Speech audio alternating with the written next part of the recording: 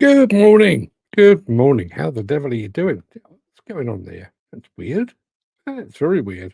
I know I have to get rid of this name thing every single day, but it's changed colour. That's how it's supposed to look. What's that all about? Morning all. How we doing? How we doing? Like me to update you on the my tales of jet lag. Absolutely knackered. Don't know what it is. I was back in the UK on Saturday morning. 8 o'clock, 8:20, something like that on Saturday morning. Slept well on Saturday night, slept well on Sunday night. Last night, awful, awful. I don't know. I don't know what's going on. Anyway, Chris Ford is here. Good morning, one and all. Don't let your dreams dangle in the dust. I shall try not to do that. Andy Darwell says, like the hat, yeah, all the way from Italy. Trevi Benny. Speaking of hats, there's more to give away today. Mark Whiting is in the house. Jim Turner is in the house. Gary Muirhead is definitely here somewhere. There he is, saying good morning, guys. Andy Darvell is there as well. Morning, morning, morning. Doesn't sound good on your job, Dan. Hope the guy is okay. Yeah. There was a message from Dan Cullen before we actually kicked off this morning, which said they had an awakening on site yesterday. Hopefully now they will listen. I asked, was it an awakening or a wake-up call? And Dan said both. Yeah, I don't know quite what's going on there, but something's going on. Andy Darvell says, my name is wrong on your button. Darvell had 2 L's. Correct now, please. Hang on a minute. Can't be having that. Can't be misspelling the names of our most faithful. Let's have a look, see if I can find that. Okay, let me see if that does the job. Bear with me one second. I'm going to do this again. Here goes Andy. Is that better, Andy? That better? I think that should be okay. Who else do we have here? Mick Norton saying, good morning, all. Good morning to you, Mick. I'm expecting a delivery from Amazon today, which is a bunch of cardboard boxes, which I shall fashion myself, and then I'll put your goodies in from yesterday. More to give away in just a moment. Apparently, there was a trench collapse on Dan's site yesterday, and a guy got pinned down. Yeah, that's not good. Not good at all. We were talking about this yesterday. My wife was at a funeral. Nothing to do. It was one of her sort of childhood people. Nothing to do with me. So I didn't attend. It was a very small thing. And we were talking about that. I picked her up after the funeral. We were saying, why does it take a funeral to get people back together again? Why does it take an accident for people to start taking note? Yeah. Jim Turner, it's all we have to aim for, Chris. And as long as I keep steadily getting closer, I'm a happy chappy. We're all happy chappies here, aren't we? Chris Ford bringing out the oldest jokes in the world. Hey, you can call me anything you like apart from late for my lunch. Well done. Apparently he was too close to the edge of the open end of the box. This wasn't by any chance, Dan, the guy that was hanging off said box, was it? And you don't have to do it right now, but it's done. I listen. If I wait until the end of the show, I would forget it, and it would never happen. Andy Dovell saying, "Not good, Dad. No, not good at all." Should we crack on? I think we probably should. Roll the intro. No question of the day today because we need to make room for the minute to win it, which is more goodies from America, which have kind of overtaken things. There's a big box of Komatsu stuff behind me here, which I will dig into at some point, but I want to get rid of the box that I've now placed on top of it that's full of the Utility Expo goodies. And there was a clue in that about what you need to be writing. In fact, I'll go one further than that. Rather than, where does that live? It lives there. There you are. That's a bit of a heads up. I'll do it officially in just a moment. But it is time for me to roll the intro and get this show on the road. So let's do that now.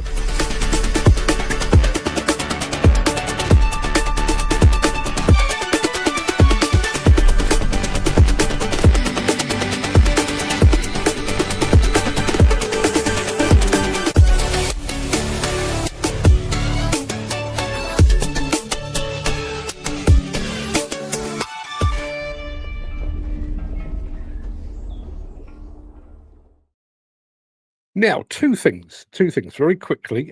Jim Turner has already entered the prize draw, but he's entered it wrong. That's not the word we need. Have a look at the bottom of the screen. Now, I will tell you, Mark Fitz, morning, Mark, who is over on Instagram. I can tell you can't actually enter from Instagram, but because it's Mark Fitz, I'm going to enter for him. So if when the draw is done, I win, the prize is going to our friend Mark Fitz. So let me just type in the correct word, which is utility. utility, utility. It's going across the bottom of the screen there. That's what we need to hear from you. If you'd like to enter that, please do so now. I can tell you we've already had 5 entries. So keep an eye out for that. We'll come to that in just a moment. But it is Tuesday. It is Tuesday, the 14th of October. Welcome to the Breakfast Show. I am your host, Mark Anthony, the Walrus of Demolition, the Lord High Chancellor of live streaming. In today's show, Sennebogen goes high reach, double trouble with cat loaders, why you should buy a JCB telehandler. We've got a whole other bunch as well.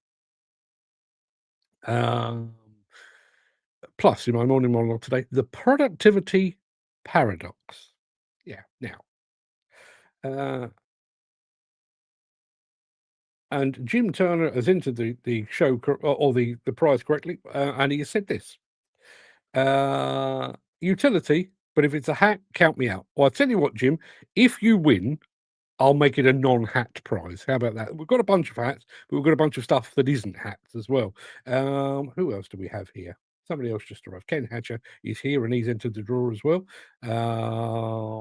Neil Bruce, all the way from New Zealand, has entered the prize draw as well. What are we up to now? We're up to 13. Blimey, 13 entries this morning. That's very, very good.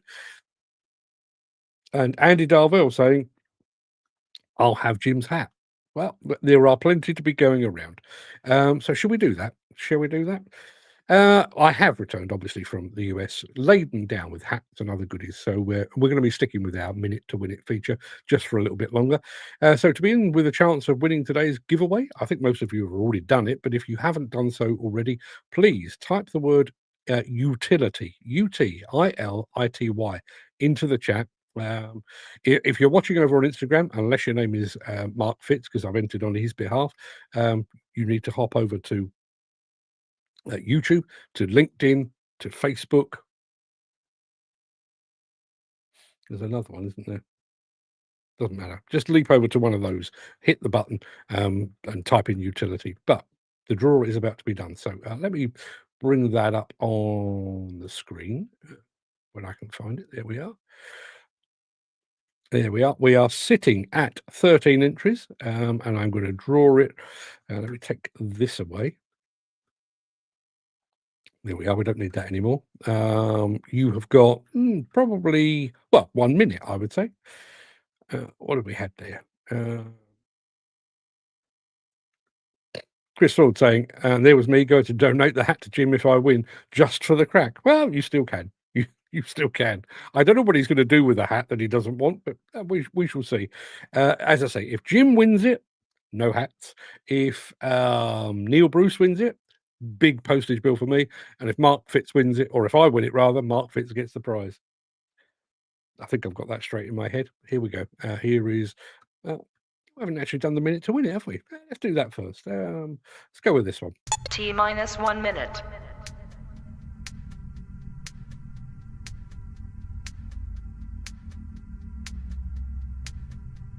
T-minus 50 seconds.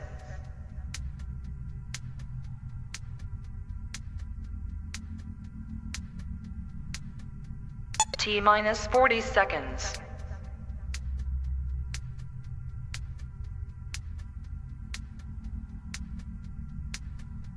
T-minus 30 seconds.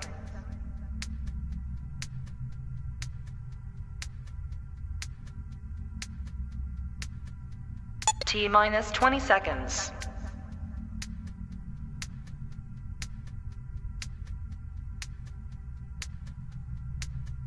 Ten, 9, 8, 7, 6, 5, 4, 3, 2, 1, 0.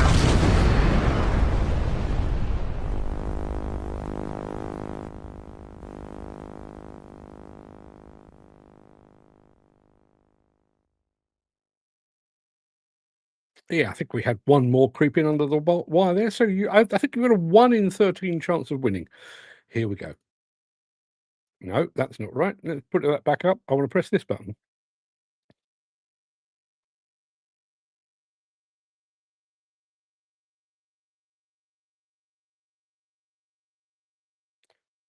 Jim Turner. Well, it's funny we should say that, isn't it? Jim Turner with the non-hat prize. Jim, there's plenty of stuff in there that I'm sure you'll find good use for. I'm actually going to type no hats. No hats for Jim. There we are. Done. Done. We probably need somebody to sponsor this that makes flat caps, don't we? There we are. Just to prove the point, I'm going to take that away. Jim Turner says, all the baseball caps I've won in the past have gone to my lad. The woolly hats in the last bundle went to the missus. I only wear flat caps or straw sun hats. Have neither of those, I'm afraid. We'll just have to keep sending you other stuff that isn't hats. Dan Khan saying, congrats, Jim. Yeah, congrats indeed. Should we crack on? I think we probably should. It is that time. Let's have a bit of this.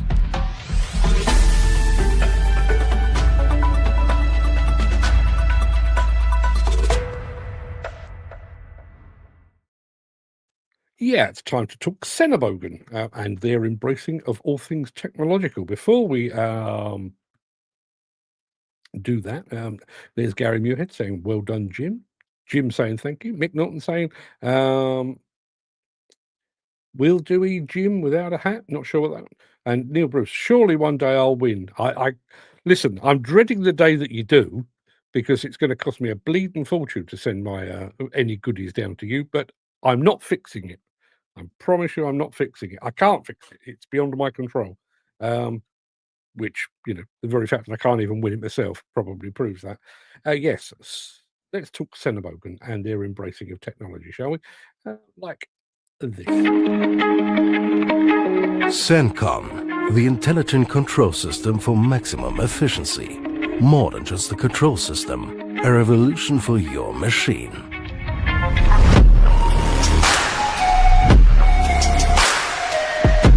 The driver comfort of tomorrow. Custom operator profiles, an intuitive interface, and smart assistance features for maximum precision. From different tasks to varying driving styles, Sencon fine-tunes machine parameters for optimal performance in every operation.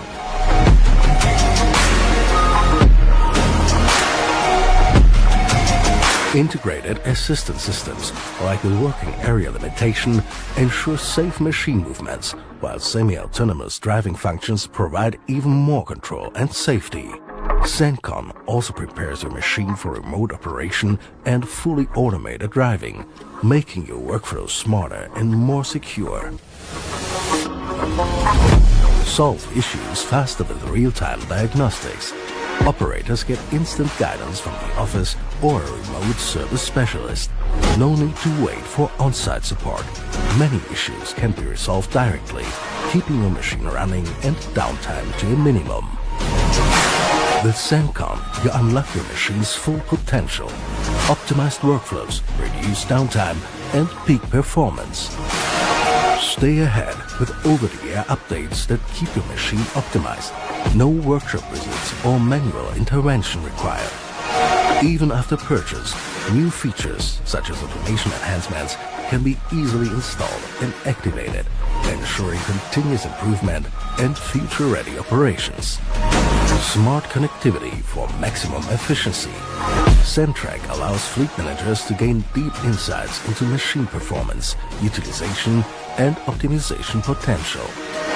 With its intelligent networking and communication capabilities, Sencon lays the foundation for the future of Sennebogen machines, enabling long-term innovation and maximum flexibility to our customers. Sencon, the smart solution for greater efficiency, less maintenance, and maximum performance. Want to learn more?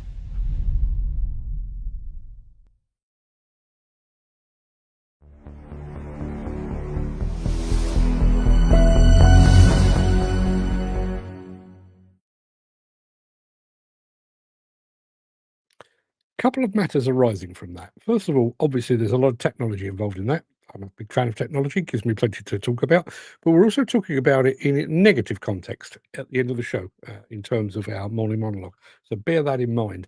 Andy Darvell, you know how we throw this show together.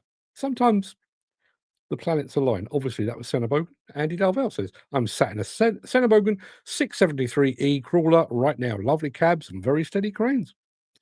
They make a good product. Now, Gary Muirhead says, I wonder if they'll ever bring out an excavator. Well, I mean, they have. Very specialised. Obviously, they do the dock loading style excavator. They also do demolition excavators, but they don't do a regular excavator. Would you do that?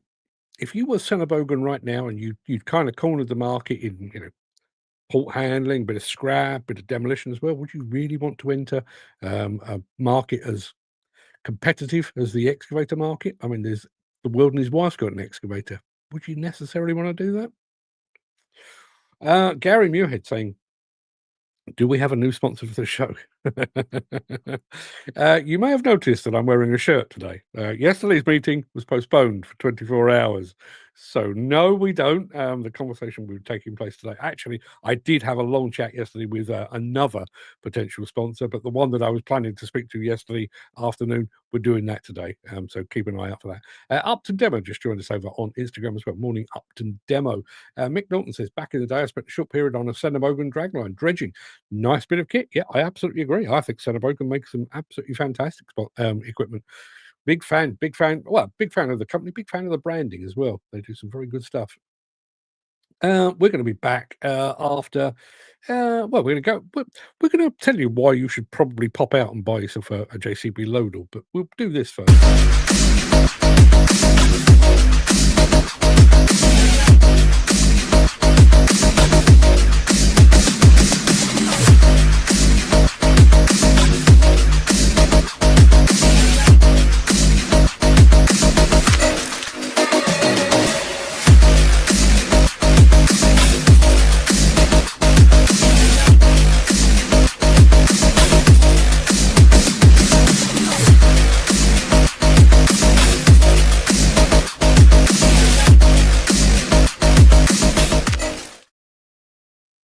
Yeah, I'm pretty sure if you're in the market for a telescopic handler, you're probably well aware of the JCB Loadle. But here to tell you why you should consider that above all others are a couple of guys from JCB. Take it away, fellas. Hello, my name is Charlie Catallo, Product Manager for Construction Loadle here at JCB. And I'm Ben Mansfield, Product Manager for Materials Handling at JCB. Today we're going to talk to you about why a potential customer should buy a JCB Loadle. JCB first pioneered the telehandler concept back in 1977 and since then has continually innovated, revolutionising the materials handling industry. So what sets JCB Loadle apart from the competition today?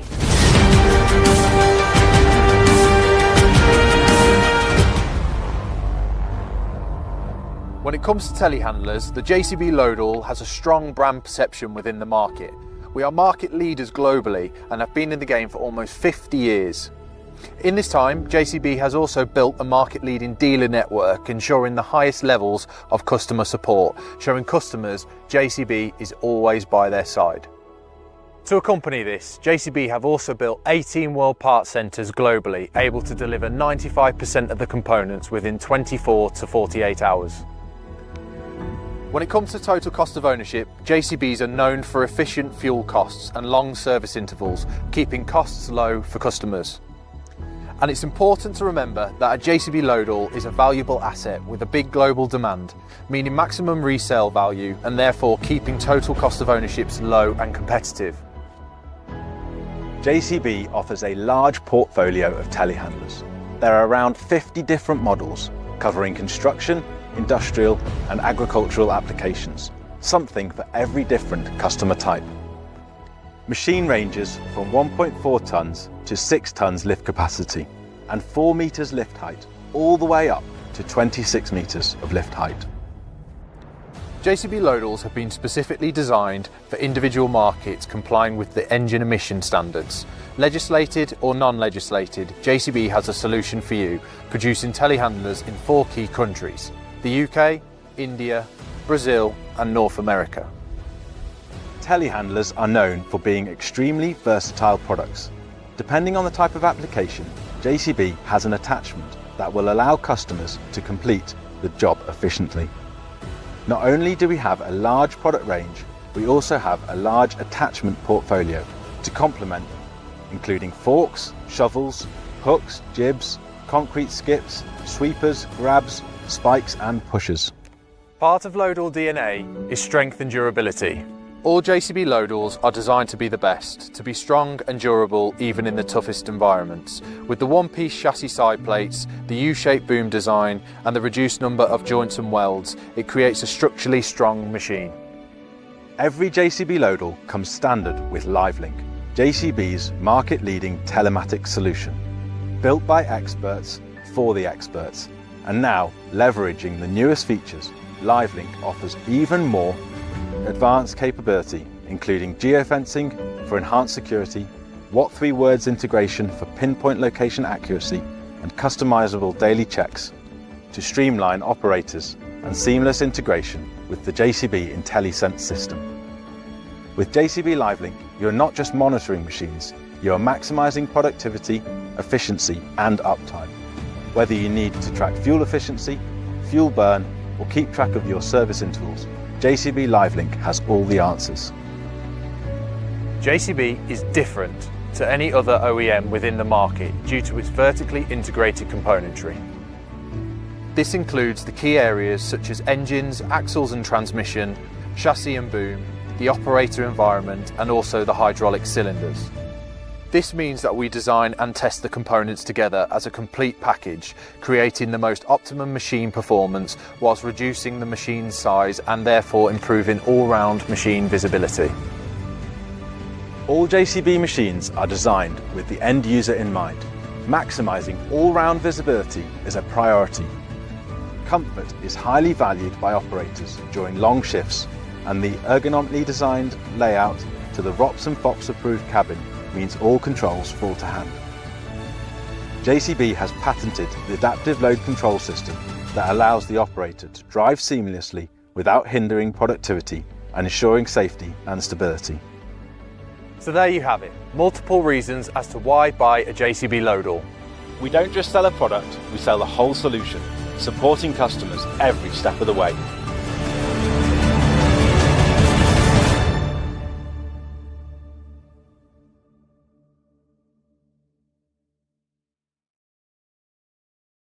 I'm going to take these comments out of order because I want to concentrate more on one than the other. Excuse me. Jim Turner says it's the attachments that make a telehandler so handy, just like the backhoe loaders. But all telehandlers should be sold with a rear 3-point linkage option. I think some Merlot telehandlers have 3-point linkage. I think you're right. I think you're absolutely right.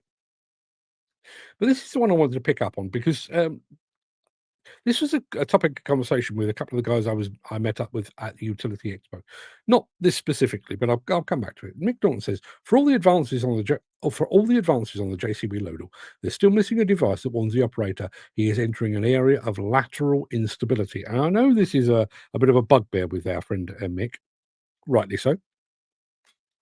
Isn't it weird? I mean, the opening sentence there, and I'm not going to make this specifically about JCB because this is a universal issue, for all the advances. So when you think about it, we've got human form of detection systems. We've got GPS, we've got sat-nav, we've got Bluetooth connectivity. We've got all of these things. Telehandlers still tip over. Site dumpers still fall over. We're making great leaps and advances in, adoption of AI and autonomy and remote controls and technology up the wazoo. But machines still fall over. You'd have thought that would have been a greater priority, wouldn't you? Wouldn't you? Yeah. What have we got next? Oh, yeah, I know. We've got a bit of but double trouble with Caterpillar in just a moment. If you are enjoying this episode, please consider supporting the show. You can leave us a tip at buymeacoffee.com/demolition news. What is better than a big cat wheel loader loading a dump truck? Tell you, 2 big cat wheel loaders loading a dump truck.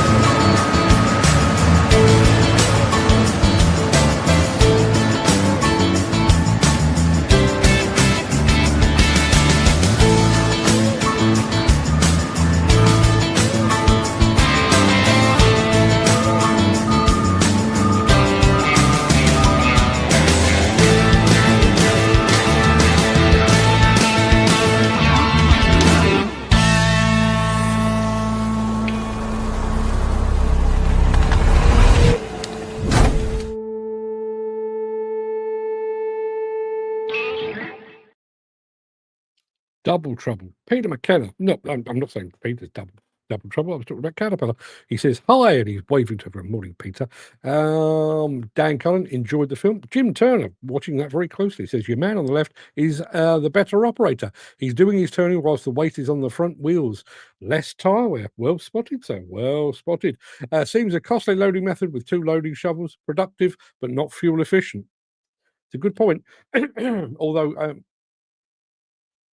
I remember when I used to work for both Caterpillar and for their southern UK dealer, Leverton, and they used to spend a lot of time we're talking back in analog days, analyzing productivity and how to increase and enhance and so on. They had that down to a fine art. I would imagine in the digital age and the AI age, I would imagine they can probably perfect that to quite some degree. Interesting point, though. It does seem a lot, doesn't it? Maybe if you're looking for fast turnaround.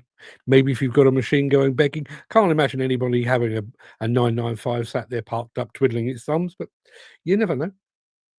We've got one more film to show you, which is we're going to be sticking with wheel loaders. We'll be back after this. Since the finance bill came into effect in April, the construction industry has seen a surge of fuel thefts. The rising cost of living has placed an additional risk of theft by employees and contractors, as well as opportunistic thieves. By using diesel dye and placing warnings of its use, you are sending a clear message that this is your fuel.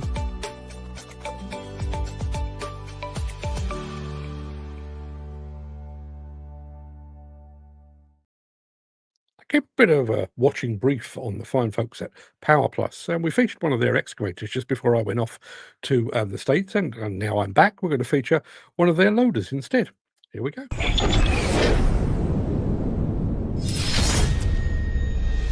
Introducing the Power Plus PP 973T Mark V wheel loader, engineered for strength, designed for efficiency, and built to perform in the toughest environments. Powered by a proven Cummins engine delivering 215 horsepower and paired with a made-in-Germany ZF transmission with 4 forward and 3 reverse gears, the PP 973T Mark V offers uncompromising performance and smooth operation.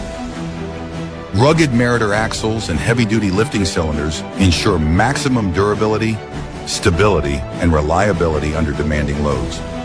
With a rated payload of 5.75 tons and a 3.5 cubic meter general-purpose bucket, the PP 973T Mark V delivers superior productivity with every cycle. Large 23.5/25 tires and a newly redesigned counterweight provide outstanding traction and balance, giving you confidence in every movement. Inside the Rob's Fob certified luxury cabin, operators experience comfort and control. With pilot joystick controls, air conditioning, and an MP3 player, the PP 973T Mark V makes long working hours efficient and comfortable. A newly designed engine cover provides better access for maintenance, while an enlarged radiator ensures superior cooling in even the hottest climates. A cyclonic pre-air cleaner prepares the PP 973T Mark V for dusty desert environments, keeping performance consistent no matter where you work. A high-quality hydraulic system delivers precise, powerful control, giving operators the confidence to handle heavy lifting with ease and efficiency. The Power Plus PP 973T Mark V wheel loader. Power, precision, productivity. Well, Power Plus. I came across them in the States, but I think they're actually based out of Singapore, if anybody's interested. Not sure. I don't think anybody's actually brought one into the UK yet, but maybe it's a matter of time. They do have a tendency to kind of migrate here over a period of time. Anyway, that's about it for the main part of this morning's show. I want to roll the outro in just a second before leaping gazelle-like over into my morning monologue. If you can't stick around for that, please stay safe, particularly if you're on Dan's site where they had a near miss yesterday. Maybe that's a good wake-up call. Shouldn't come to that, but it does sometimes. If you can't stick around, please stay safe. Look after yourself, your family, your friends, and your colleagues. Hope to see you again very soon. But if you do have the time and the inclination, I'll be back with quite a long morning monologue today. I've got plenty to say after this.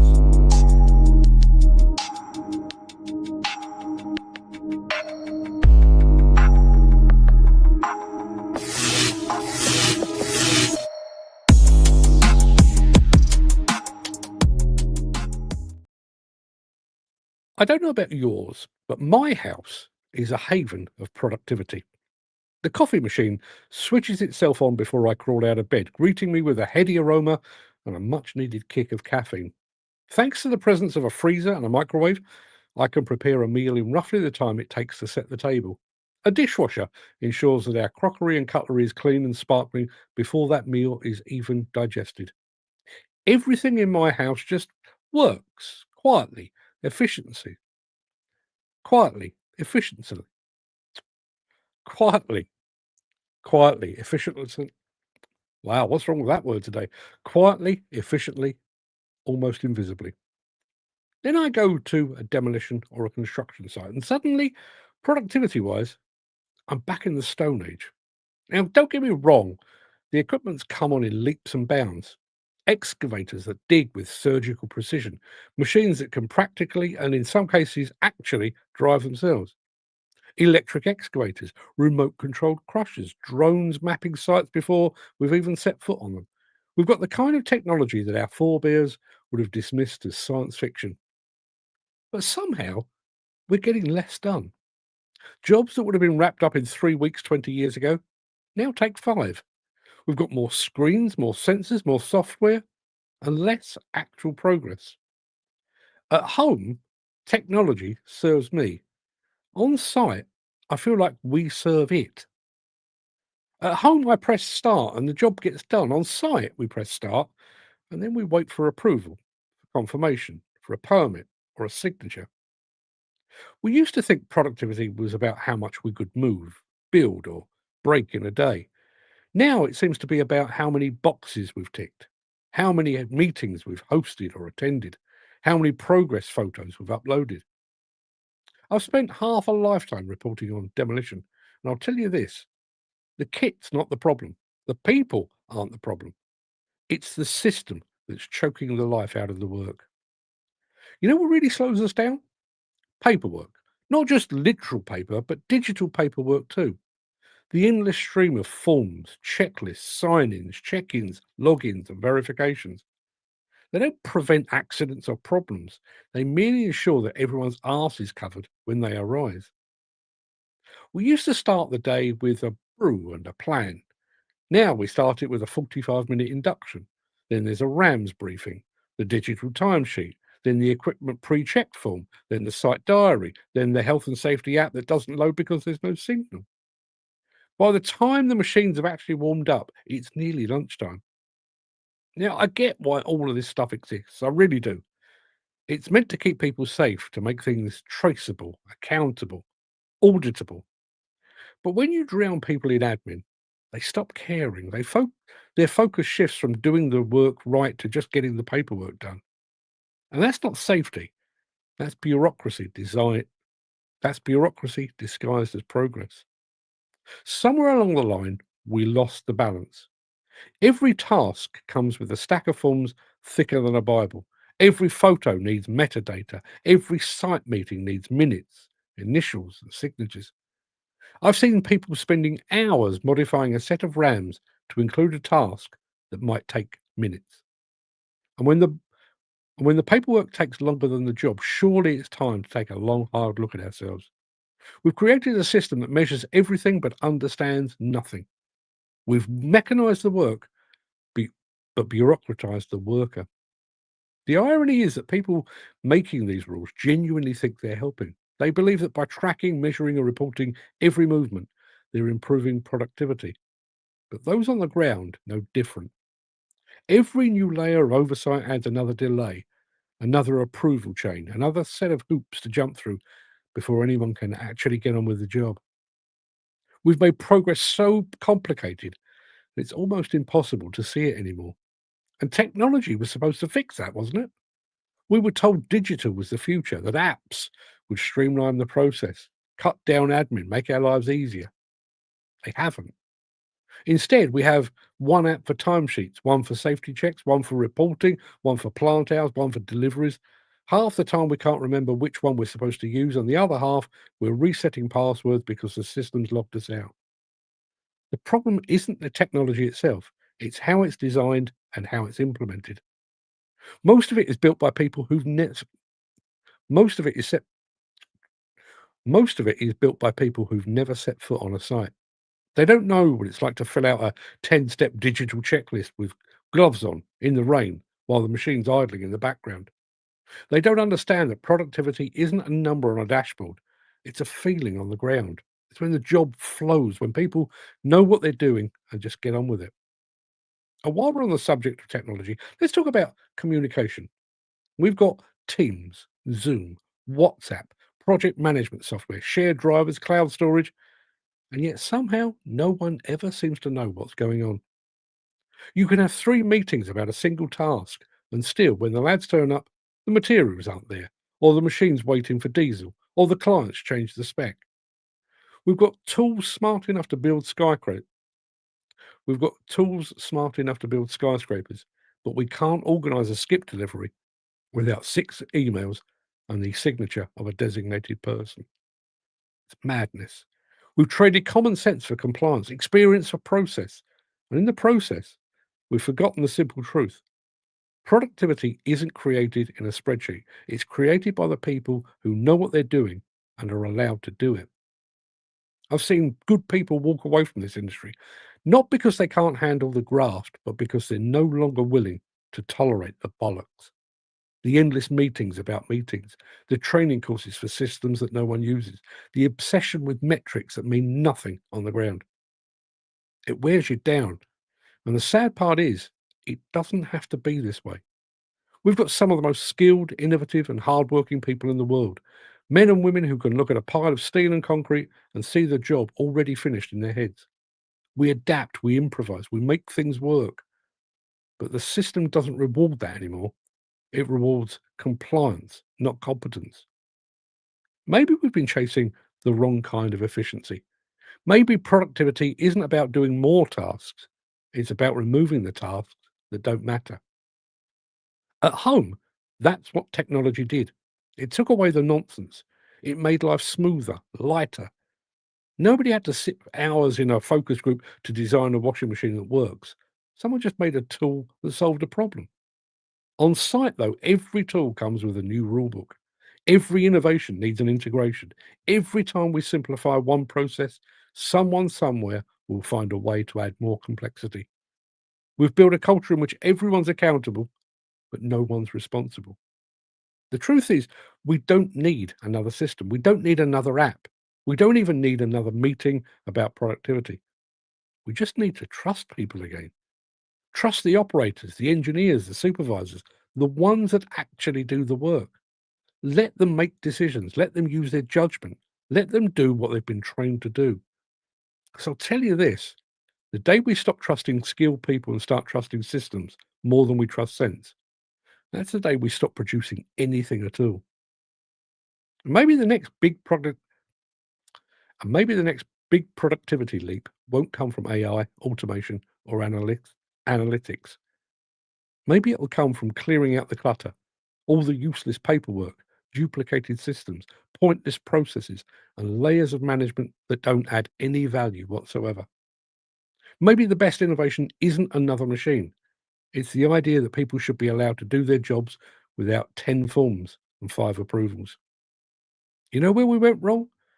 We've made machines that think like people and people who work like machines. It's time to flip that back. Until then, I'll keep watching my dishwasher finish a full cycle in 40 minutes while sites grind through another week of meetings, sign-offs, and emails about continuous improvement. Because right now, my kitchen is more productive than most of the construction industry. And that, my friends, says it all. There you are. Sorry about the stumbling over the words there. Sometimes tongue feels a bit too big for my face. I'm sure that's not actually a diagnosis, but yeah, sometimes trip over my own tongue. But there you are. Power Plus Power Plus complete with MP3 player. Is this the norm for modern loaders? I'd like to think so. Gary Muirhead says, I think you missed my message earlier about a quote. Did I?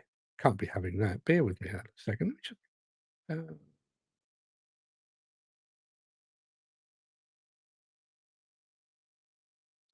Rattling. How far back was that? There we are. Got it back. This 7 minutes into the show. It's ages ago and I've missed it. My apologies. He says, I heard a fantastic quote yesterday. Everyone is jealous of what you've got. No one is jealous of how you got it. Yes. Yes, absolutely true. Dan Card say, very well written, Mark, and very good points. Just a shame I can't speak English, really, isn't it? Mick Norton says, I shudder at the memory of a tier 1 contractor asking me to sign his 48-page risk assessment for a piling rig task, which could have been no more than a 6-page RAMS. Yeah, I mean, genuinely. Demolition is kind of a fluid process. So you've got a set of RAMs. We'll do this. We'll take that piece down there, and we'll do that, and then we'll stop that, and this will come in, and the thing. That's how it works. And then when you actually start doing the job, it's like, oh, actually, we didn't know that was there. That was hidden. So we'll need to address that. It'll only take 2 minutes. But the rules say we have to amend the RAMs. So we have to go in and amend the RAMs, get the RAMs approved by somebody, at client level, and they come back and they say, yes, that's okay, that's approved, you can go ahead. In the time it's taken to amend the RAMs, send the RAMs, get the RAMs back, that job could have been done, and we could have all gone for a cup of tea afterwards.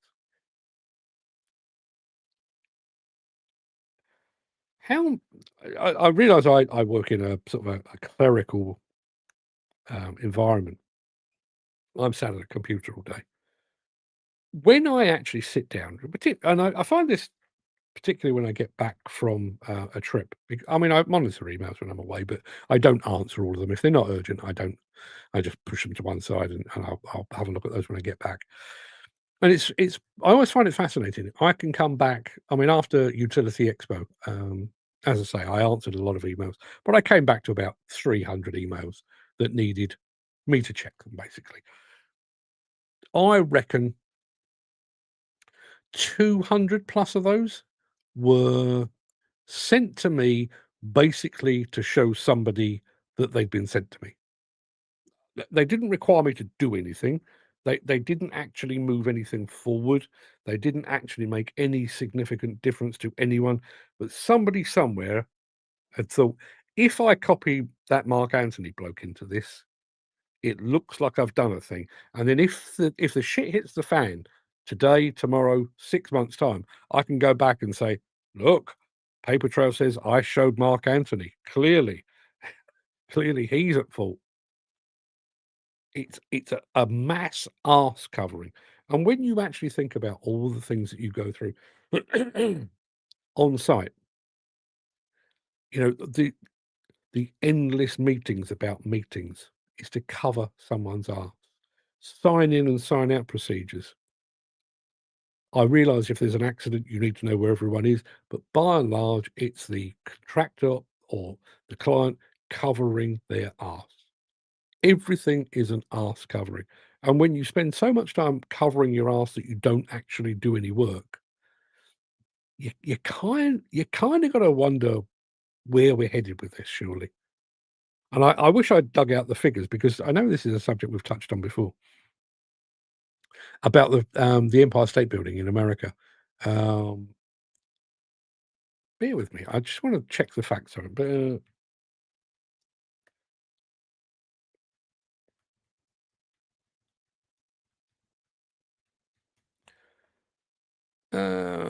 the Empire State Building construction started on March the 17th, 1930, and was completed on May the 1st, 1931. So 14 months to whack up the Empire State Building. In actual fact, somebody here is saying it was 13 months. Compare that. It was 410 days in actual fact. But I saw somewhere that they reckoned it would take roughly 4 years now. I wish I could find that. Can't remember. Now I realise, the Empire State Building was built against the clock, and but there it is, 90 plus years later, 95 years later, and it's still standing there. It's still iconic. It's still serving its purpose. And they built that in a year. You imagine that today. I reckon, well, not reckon, I will tell you, if you wanted to build another Empire State Building in New York, or possibly here in the UK, the 14 months wouldn't even cover the planning permission. What are you looking at for that? 3 years? 4? 5? and you've got to go through all the environmental hoops and the planning hoops and the embodied carbon hoops and all of that kind of stuff. Yeah. All of that. Chris Ford says, many a true word spoken. I have to do a daily work permit for a job that doesn't alter, that we've done for over 2 years, and they won't accept a weekly one. Yeah, there you are. And why? I've and this is I won't name names, but I've been to an equipment manufacturer, and the way that they do things is if you go to visit them, it's not JCB. Let me be clear, it's not JCB. You go to visit them, you arrive at their security gate. You check in at the security gate, say, "Oh, hi. If you don't know me, my name is Mark Anthony, and obviously I'm all powerful, but I'm here to see Fred Schnurk." Fred Schnurk is contacted. The guy on the gate phones Fred Schnurk, not his real name, obviously, and Fred Schnurk is required to come down from his office, through reception, through the car park, to the security gate. At which point, now bearing in mind he's already in the building, in the headquarters, at the point that he needs to take me with him through the gate, he is required to show his badge. Just in case he's been taken over by alien beings while he was in the office before. He's walked through the gate. My name is Fred Schnurk. Here's a badge to prove it. I have a visitor. My name is still Fred Schnurk. And I know I have a visitor. What the fuck? And somewhere along the line, someone has decided that's the system and that's what we must do. Why is nobody taking a step back and saying, that does feel a bit inefficient? Paul McHale. Morning, Paul McHale. Good morning, fella. How you doing? Good to see you here. There were 5 deaths on the construction of the Empire State Building, including falls from height and falling objects. And there were approximately 3,500 workers on site. Well, bearing in mind our track record, I have to say, our track record recently has been very good, with the London Olympics and stuff like that. But could we achieve the same level of safety now? I wonder. I wonder if any hapless politician has had the balls to present Donald J. Trump with a rams in defense of a particular point of view. I'm guessing not. I'm I'm volunteering for this job. Just, I know this is very highly unlikely that this will ever come to fruition. But if there's anybody out there that's listening to this that can get me an audience with Mr. Trump, there's a very famous story that came out of the whole Live Aid, Band Aid stuff back in 1985. And Bob Geldof, Saint Bob Geldof, was in Ethiopia as part of the relief effort. And he was told that he'd been granted an audience with the president of Ethiopia. Bob Geldof said, "Not for me, thanks." And they said, "Well, you're in his country. It is the right thing to do." He said, "No, this guy's presiding over a countrywide famine while he's sat there in his palace. I'm not interested in it at all." But the powers that be leaned on him and leaned on him and leaned on him, and Bob Geldof finally relented and was introduced to the president of Ethiopia. At which point, Bob Geldof called him, that worst swear word you can possibly think of? He called him one of those. I'd like to replicate that with Mr. Trump. Rather than kowtowing, "Yes, Mr. President," I'd like to tell him precisely what he is. So, as I say, highly unlikely. But Keir Starmer, rather than going in to negotiate with a man who is clearly a buffoon and a tyrant, send me, and I'll set him straight on your behalf. Not a problem. Yeah. I wonder about the whole bureaucracy thing within the industry. Now I'm going to go off on a tangent. Here's the thing. So my wife quite likes clothes, and she's she's on diets, off diets, and stuff. So her size and her figure and stuff vary. So many years ago, and I wouldn't say she sticks to it particularly rigidly, but years ago, we came to a kind of agreement whereby if she bought something new, a blouse, a jumper, a pair of trousers, a pair of jeans, dress, whatever it might be, something had to go. Now, as I say, because she's on and off diet, usually fairly straightforward. She's as slim as she has been for quite some time at the moment, so she's got some larger clothing in her wardrobe. So she goes out and buys herself a size 10 cardigan. Get rid of the size 16 cardigan that's been sat there. So, one in, one out. Why don't we apply that to bureaucracy within this industry? Because what we actually do is, here's a rule, but something else has arisen. It might be environmental, it might be health and safety related, but whatever. Here's a rule, but we need to modify it. So let's put another piece of rule on top. Not get rid of that one, but we'll do another. And then something else changes. So there's another rule on top of the rule that's on top of the rule. And then this, and so it goes on. So you end up with clauses and subclauses.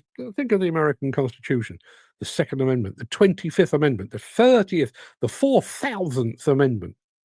How about just rewriting it?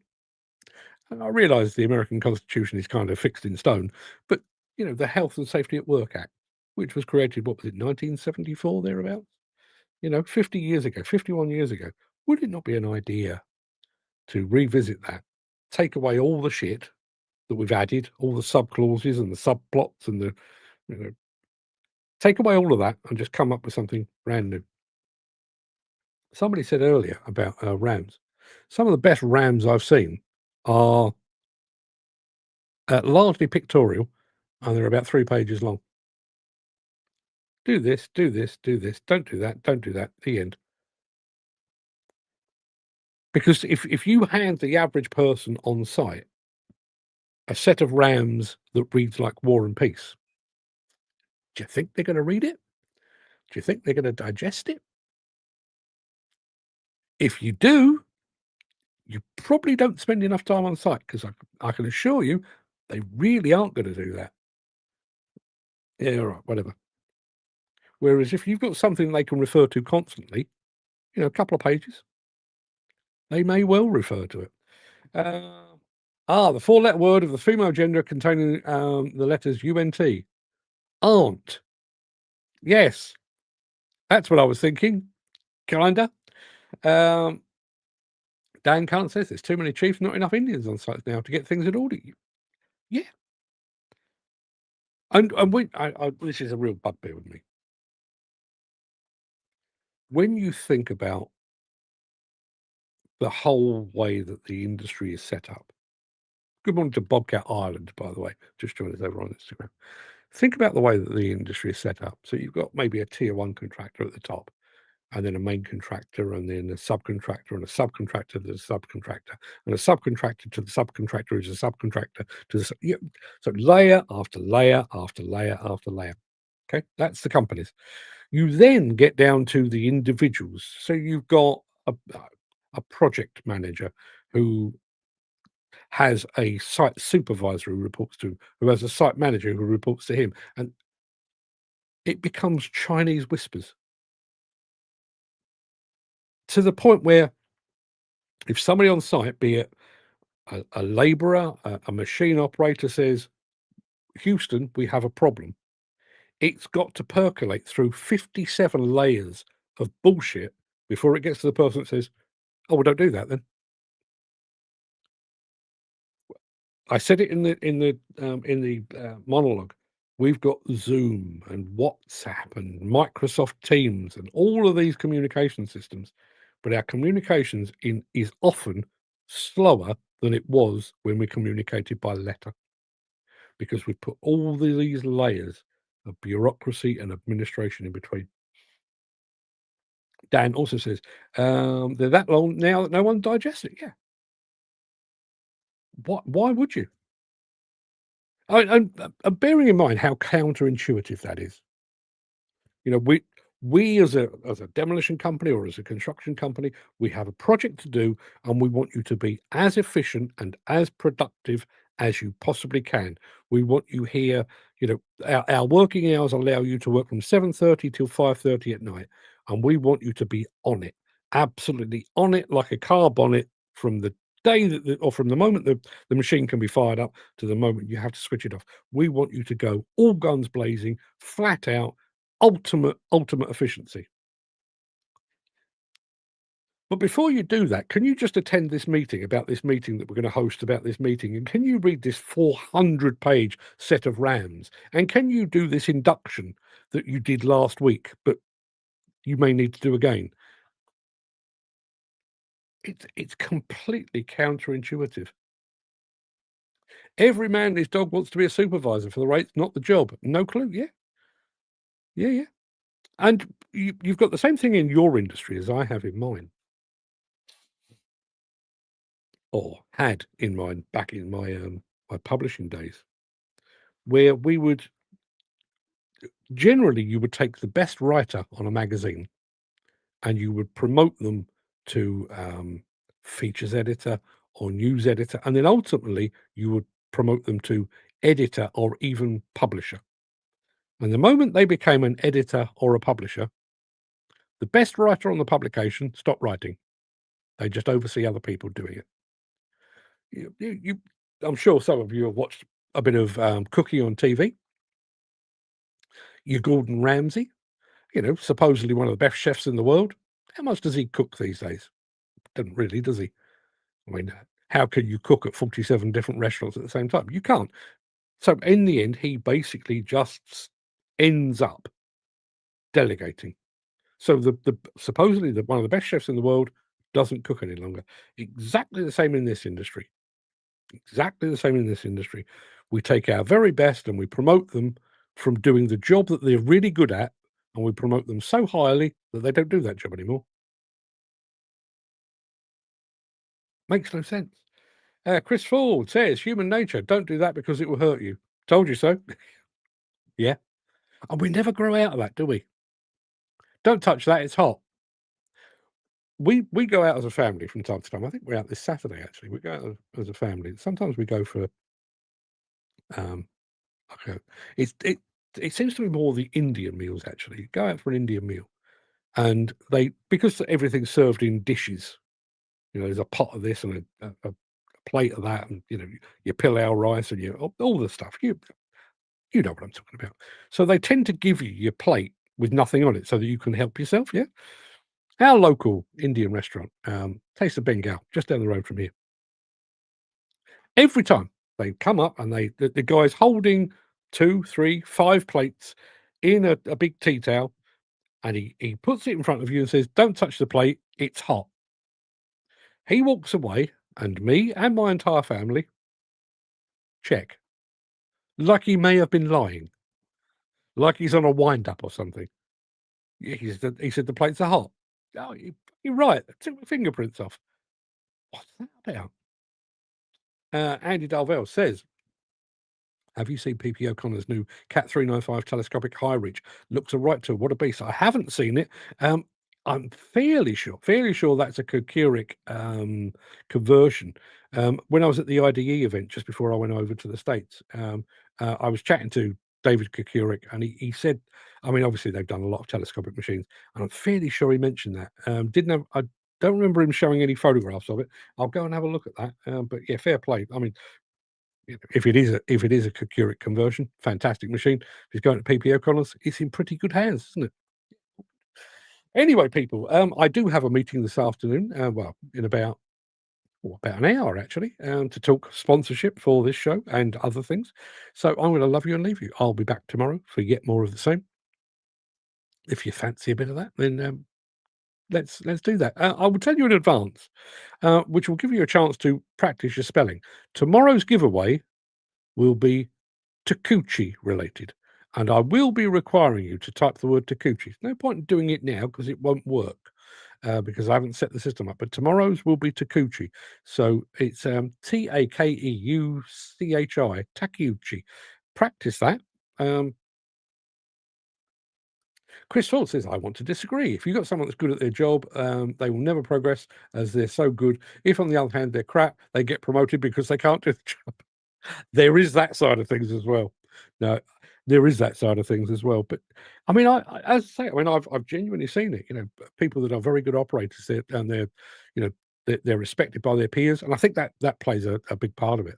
They're respected by their peers to the point where somebody on high says, "He's really good at being a high reach operator. Let's make him a site supervisor." And at the point he becomes a site supervisor, he climbs off a machine and goes and sits in a site cabin. But yes, the alternative works as well.